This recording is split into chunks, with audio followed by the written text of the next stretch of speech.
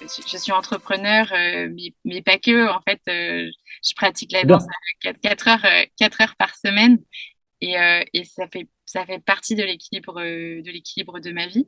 Et en fait, moi, la leçon aussi que je retiens, et je pense que ça participe certainement de là où j'en suis aujourd'hui, hein, vraiment, et ça, je veux le dire, l'entreprise ne prend jamais le pas sur la danse. En fait, la danse et l'entreprise sont au même niveau Ça, dans ça ma tu as vie. toujours essayé de le garder, quelles que soient les périodes, quelles que soient les Ouais. priorités. Ça, c'est intéressant. Euh, Intéressant.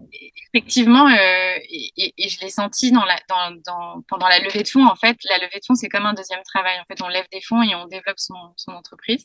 C'est vraiment deux boulots. Là, vraiment, ça a été aussi un calvaire parce que j'avais plus assez de danse dans ma vie.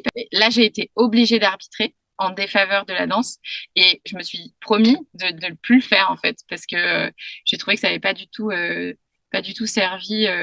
Finalement qui j'étais au quotidien, etc.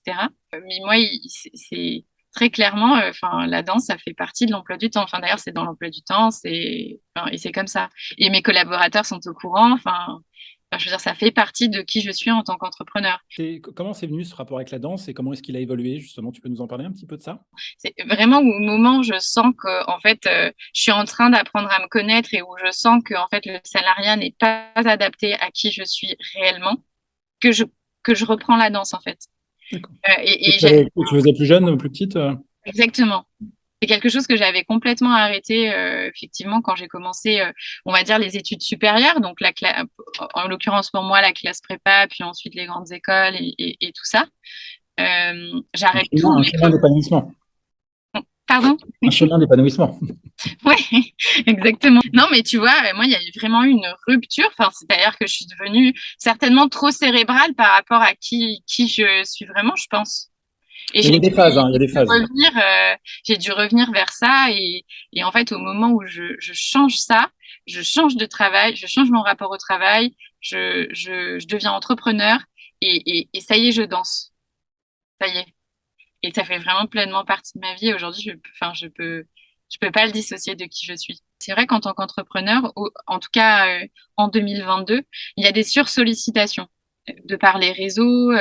Tu vois, il y a ce truc qui est où l'entrepreneur est beaucoup en réaction, tu vois, beaucoup plus que dans finalement, Le surf. ouais, tu vois. Et donc, en fait, si tu veux, la danse me permet en tout cas de ne n'être sollicitée par rien que par la chorégraphie, en fait. Tu vois? Et Et donc, d'en être vraiment actrice, quoi.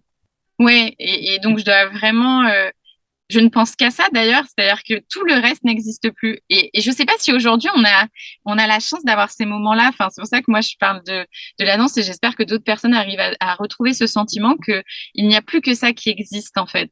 Alors que même quand on est au quotidien, dans notre activité d'entrepreneur, il y a un push par-ci, un push par-là. Ah, mais ce client m'a dit ça, il faut que je.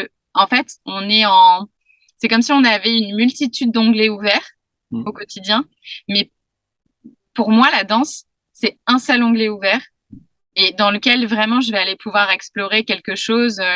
Donc ça me permet vraiment de mobiliser une concentration et une force de frappe et plutôt de la créativité du coup très forte. Et je pense que je m'en sers au quotidien dans l'entreprise voilà, quand je suis pas en réaction et que je mets un peu un coup d'accélération sur un sujet.